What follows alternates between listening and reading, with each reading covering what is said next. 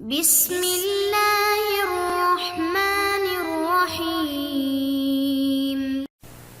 السلام علیکم ورحمۃ اللہ وبرکاتہ۔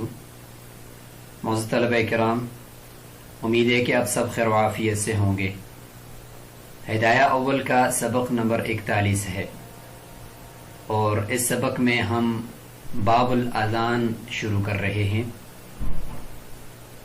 نماز کے جو اوقات ہیں وہ نماز کے واجب ہونے کا سبب ہیں، اور نماز کے واجب ہونے کی ایک ظاہری علامت ہیں، اور ان ظاہری علامت کے اوپر دلالت کرنے کے لیے یا ان اوقات کے شروع ہونے کے اوپر دلالت کرنے کے لیے جو علامت ہے وہ اذان ہے۔ تو سب سے پہلے جو اصل واجب ہے نماز کا وقت وہ ذکر کیا گیا، اور اس کے بعد اس واجب کے اوپر دلالت کرنے والا سبب یعنی اذان اس کو ذکر کیا جا رہا ہے۔ اذان کی شرعی حیثیت اور اس کے الفاظ کا بیان اس سبق کے اندر انشاءاللہ ہم جاننے کی کوشش کریں گے۔ اذان کا لغوی معنی وہ اعلام ہے، یعنی مطلقاً اعلان کرنا۔ اذان کا لغوی معنی ہے، اور اذان میں چونکہ نماز کے لیے بلایا جاتا ہے تو اس لیے اب یہ نماز کے لیے ہی خاص ہو گیا۔ قرآن مجید میں اذان کا جو مفہوم ہے وہ مذکور ہے متعدد آیات کے اندر، لیکن جو شرعی اذان ہے جس کا طریقہ وہ احادیث میں ابھی ہم آگے چل کر دیکھیں گے، وہ مکمل طور پر قرآن مجید میں تو موجود نہیں ہے، لیکن نفس اذان کا ذکر قرآن مجید میں متعدد آیات کے اندر ملتا ہے۔ ایک آیت آپ کے سامنے ہے، یا ایھا الذین آمنوا اذا نودی للصلاۃ، کہ اے مومنو جب تمہیں جمعے کے دن نماز کے لیے ندا دی جائے یعنی بلایا جائے، تو یہاں پہ نودیہ سے مفسرین جمعے کی پہلی اذان مراد لیتے ہیں۔ سورہ جمعہ آیت نمبر 9۔ اسی طریقے سے وَأَذِّن فِي النَّاسِ بِالْحَجِّ، اس آیت کے اندر بھی اعلان کے معنی میں ہے۔ وَأَذَّنَ مُؤَذِّنٌ، اس میں بھی اعلان کے معنی میں ہے۔ تو متعدد جگہوں پر اذان یعنی اعلان کے معنی میں وہ موجود ہے قرآن مجید میں، لیکن احادیث میں باقاعدہ اس کا طریقہ بھی مذکور ہے کہ اس کا طریقہ کیا ہے اور شرعاً اس کے کون سے الفاظ منقول ہیں۔ روایات میں آتا ہے کہ اذان 2 ہجری میں یہ مشروع کی گئی، اور جو اس کا واقعہ پیش آیا جو ابھی چل کر ہم ذکر کریں گے وہ 2 ہجری میں ہوا۔ ویسے مکہ مکرمہ کے اندر بھی اذان سے متعلق صحابہ اکرام کی حضور صلی اللہ علیہ وسلم کے ساتھ مشاورت ہوئی کہ نماز کے لیے لوگوں کو مسجد کی طرف کیسے بلایا جائے، اس کا کیا طریقہ ہو۔ تو اس میں بعض صحابہ اکرام نے مشورہ دیا کہ یہودیوں کی طرح ناقوس بجایا جائے یا عیسائیوں کی طرح ناقوس بجایا جائے، اور بعض نے یہ مشورہ دیا جیسے حضرت عمر رضی اللہ تعالیٰ عنہ ہیں کہ لوگوں کے اندر جا کر یہ آواز لگائی جائے کہ الصلاۃ جامعہ الصلاۃ جامعہ۔ تو حضور صلی اللہ علیہ وسلم نے حضرت بلال کو حکم فرمایا کہ آپ اس طریقے سے جا کر نادی بالصلاۃ، لوگوں کو نماز کی طرف بلایا کریں، کیونکہ حضرت بلال رضی اللہ تعالی عنہ کی آواز تھوڑی اونچی تھی، تو اس لیے ان کی ذمہ داری تھی۔ پھر ہوا یوں کہ چونکہ سب متفکر تھے کہ کیا کیا جائے، بعض روایات میں آتا ہے کہ معراج کے موقع پر حضرت جبریل علیہ السلام نے آپ صلی اللہ علیہ وسلم کو یہ اذان سکھلائی، اور جو مشہور روایات ہیں ان کے اندر یہ واقعہ ملتا ہے حضرت عبداللہ بن زید رضی اللہ تعالی عنہ کا۔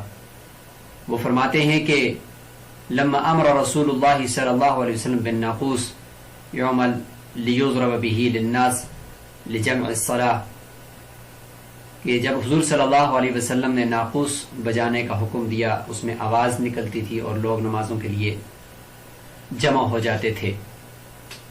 تو ایک مرتبہ میں سویا ہوا تھا اور نیند کی حالت میں تھا کہ ایک آدمی کو میں نے خواب میں دیکھا کہ وہ اس طریقے سے ناقوس کو اٹھایا ہوا وہ جا رہا ہے۔ تو میں نے اس سے کہا کہ اللہ کے بندے، کیا تم اس ناقوس کو فروخت کرو گے؟ تو اس نے کہا کہ تم اس کے ساتھ کیا کرو گے؟ تو میں نے کہا کہ ہم اس کے ذریعے سے لوگوں کو نماز کی طرف بلائیں گے۔ تو اس نے کہا کہ افلا ادلک علی ما هو خیر من ذلک، کیا میں تمہیں ایسے الفاظ نہ سکھلاؤں کہ جو اس سے زیادہ بہتر ہیں؟ تو میں نے کہا بلا، کیوں نہیں، ضرور سکھلائیں۔ تو اس شخص نے یہ الفاظ میرے سامنے بولے، پھر اس میں یہ ہے اللہ اکبر اللہ اکبر اللہ اکبر اللہ اکبر، اشہد ان لا الہ الا اللہ اشہد ان لا الہ الا اللہ اشہد ان محمد رسول اللہ اشہد ان محمد رسول اللہ، حی علی الصلاة حی علی الصلاة حی علی الفلاح حی علی الفلاح، اللہ اکبر لا الہ الا اللہ۔ بخاری شریف میں یہ روایت موجود ہے۔ اس میں دیکھیں تو اشہد ان لا الہ الا اللہ 2 ہی مرتبہ اور اشہد ان محمد رسول اللہ 2 ہی مرتبہ موجود ہے۔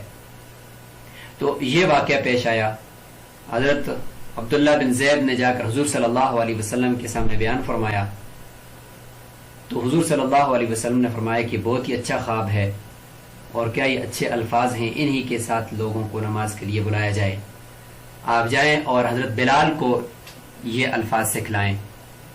تو حضرت عبداللہ بن زید رضی اللہ تعالیٰ عنہ نے حضرت بلال کو یہ الفاظ سکھائے، اور حضرت بلال رضی اللہ تعالیٰ عنہ نے اذان دی۔ جب یہ اذان سنی تو ارد گرد سے باقی صحابہ کرام بھی دوڑتے ہوئے تشریف لائے، جیسے حضرت عمر رضی اللہ تعالیٰ عنہ اپنی چادر کو کھینچتے ہوئے تشریف لائے کہ واللہ میں نے بھی رات کو اسی طرح کی خواب دیکھی ہے۔ تو آپ صلی اللہ علیہ وسلم اور خوش ہوئے کہ مزید اس کی تائید ہوگی۔ تو یہ اذان کی مختصر تاریخ ہے۔ اب ہم کتاب سے اس کو جاننے کی کوشش کرتے ہیں۔ باب الاذان۔ الاذان سنت للصلوات الخمس والجمعۃ دون ما سواها۔ اذان مسنون ہے، سنت سے ثابت ہے 5 نمازوں کے لیے اور جمعہ کی نماز کے لیے، نہ کہ اس کے علاوہ کسی نماز کے لیے۔ تو اس کی سنیت وہ ان احادیث سے واضح ہوگی جو ابھی آپ کے سامنے ذکر کی گئیں اور پورا واقعہ ذکر کیا گیا، اور مشہور روایات ہیں، اور للنقل المتواتر، تواتر کے ساتھ یہ منقول ہے یہ واقعہ بھی اور یہ اذان کا طریقہ بھی۔ تو اس سے پتہ چلتا ہے کہ اذان مسنون ہے، اور صرف 5 نمازوں کے لیے، چاہے وہ قضا ہوں یا ادا ہوں، اور جمعہ کے لیے جو 2 اذانیں ہیں۔ اس کے علاوہ عیدین، نماز جنازہ، صلاۃ کسوف، صلاۃ خسوف، ان کے لیے نماز کے سے پہلے اذان مسنون نہیں ہے۔ یہ تو تھا اس کا وصف شرعی۔ اب ہم اذان کے طریقے سے متعلق بات کرتے ہیں۔ وصفۃ الاذان معروفۃ، اذان کا طریقہ وہ مشہور ہے، جس طرح کہ سب کو اس کے الفاظ آتے ہیں، اس لیے متن کے اندر اس کا تفصیل سے ذکر نہیں کیا۔ وَهُوَ كَمَا أَذَّنَ الْمَلَكُ النَّازِلُ مِنَ السَّمَاءِ، وہ وہی طریقہ ہے، وہی الفاظ ہیں جس طریقے سے آسمان سے نازل ہونے والے فرشتے نے سکھلائے تھے یا اذان دی تھی، جیسے کہ حضرت عبداللہ بن زید رضی اللہ تعالیٰ عنہ کی حدیث میں جو وہ شخص تھا یقیناً وہ ایک فرشتہ تھا۔ اور ایک روایت میں آتا ہے کہ حضرت محمد صلی اللہ علیہ وسلم جب بیت المقدس میں انبیاء کی امامت فرما رہے تھے معراج کے موقع پر، تو اس دوران ایک فرشتے نے اذان دی تھی، یا حضرت جبریل علیہ السلام تشریف لائے تھے اور انہوں نے اذان سکھلائی تھی. تو اس طرح کے یہ واقعات ملتے ہیں. تو اذان کا طریقہ اور اذان کے الفاظ آپ نے حدیث میں دیکھ لیے. ولا ترجیع فیہ، اذان کے اندر ترجیع نہیں ہے. ترجیع کسے کہتے ہیں؟ وہو ان یرجع فیرفع صوتہ بالشہادتین بعدما خفض بہما. ترجیع کی تعریف یہ ہے کہ ایک آدمی ایک مرتبہ دہرائے شہادتین کو، فیرفع صوتہ بالشہادتین، اپنی آواز کو شہادتین یعنی اشہد ان لا الہ الا اللہ اور اشہد ان محمد رسول اللہ میں دو مرتبہ جو ان کو بولنا ہے اس میں اپنی آواز کو بلند کرے، بعد اس کے کہ جب اس نے ایک مرتبہ ان دونوں شہادتین کو پست آواز سے پڑھا تھا. یعنی 2 مرتبہ اشہد ان لا الہ الا اللہ اور 2 مرتبہ اشہد ان محمد رسول اللہ پہلے آہستہ آواز سے کہنے ہیں اور اس کے بعد پھر بلند آواز سے ان کو دوبارہ بولنا ہے. اس کو کہتے ہیں ترجیع. تو احناف کے نزدیک اذان کے اندر ترجیع نہیں ہے، 2 ہی مرتبہ اونچی آواز سے اشہد ان لا الہ الا اللہ بولنا ہے اور پھر 2 ہی مرتبہ اشہد ان محمد رسول اللہ بولنا ہے. اس کے علاوہ دوسری مرتبہ پھر ان کو نہیں دہرانا. تو ترجیع احناف کے نزدیک نہیں ہے.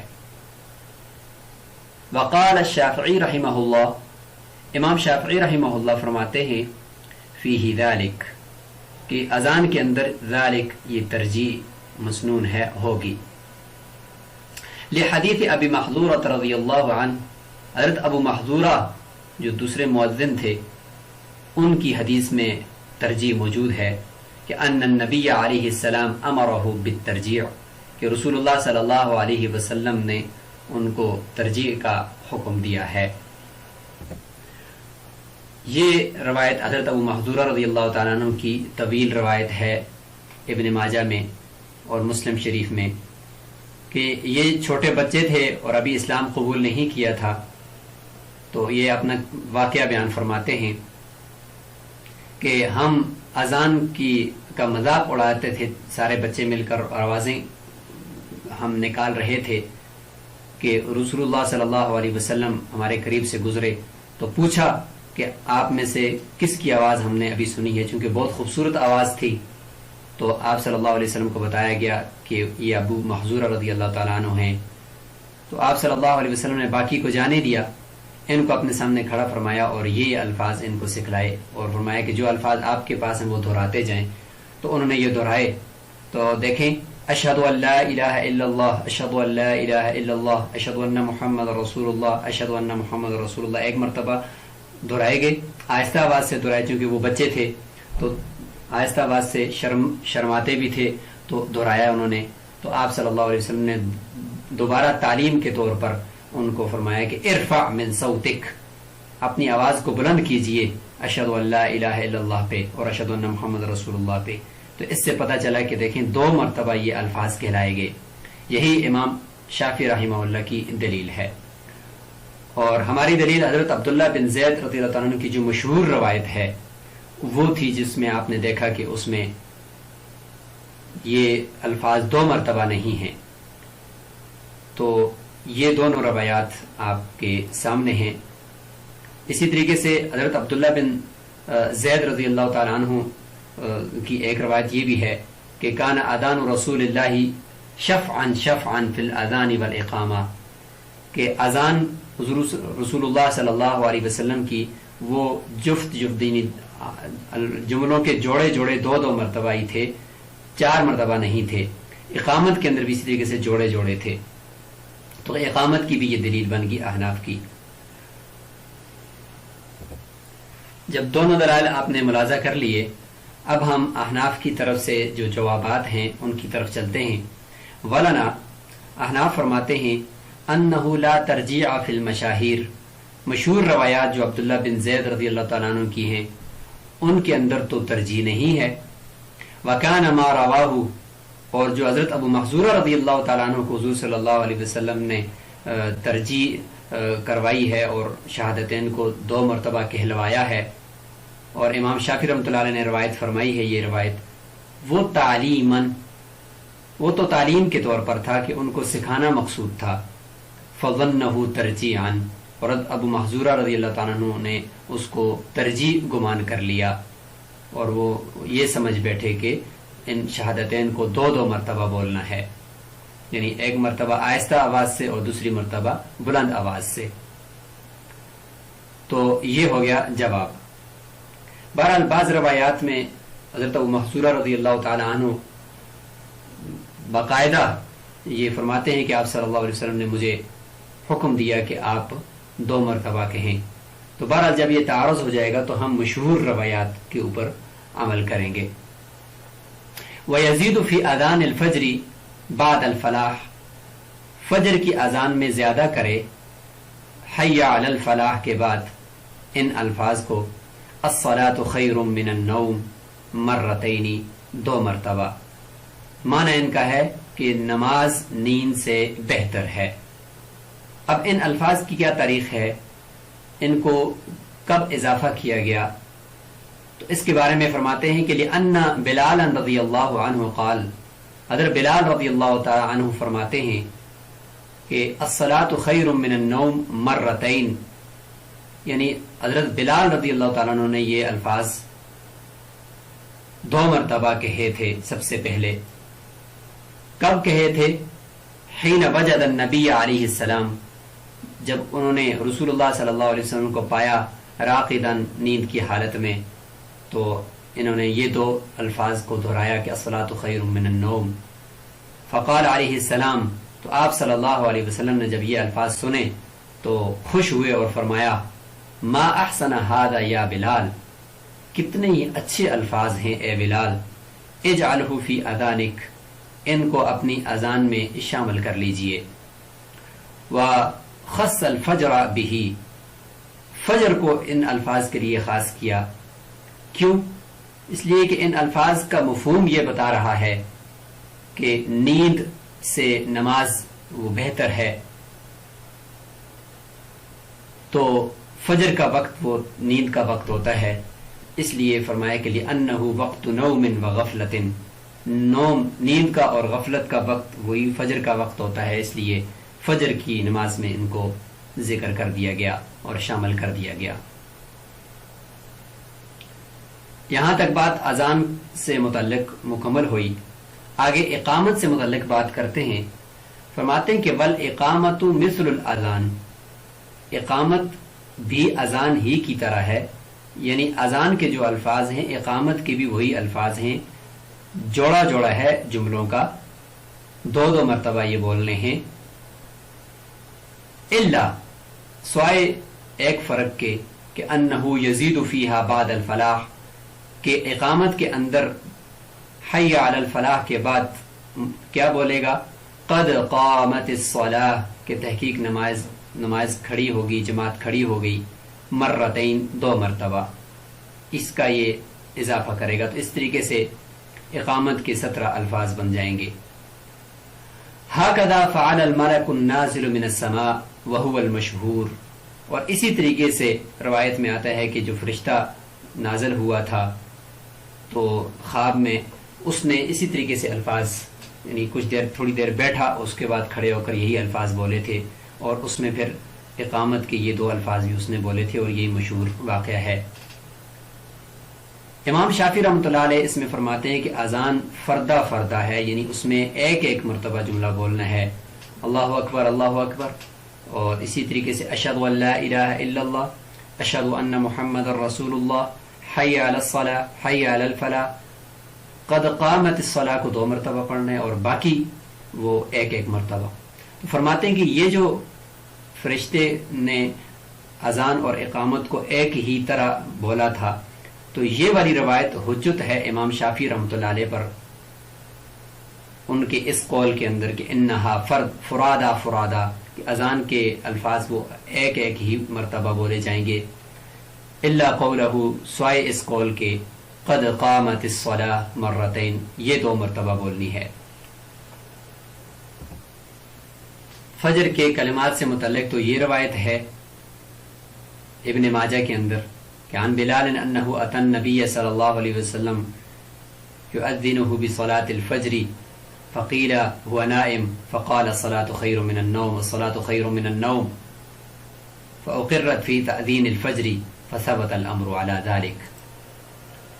اور یہ اقامت کے الفاظ 2 مرتبہ کہنے کی دلیل ہے کہ حضرت ابو محذورہ رضی اللہ تعالیٰ عنہ روایت فرماتے ہیں کہ ان رسول اللہ صلی اللہ علیہ وسلم علمہ الاذان 19 کلمہ، یہ 19 کلمات سکھائے اذان کے۔ اس میں ان کی وہی ترجیح والی روایت ہے چونکہ اس لیے وہ 19 الفاظ بن گئے، ورنہ وہ 15 ہی الفاظ ہیں۔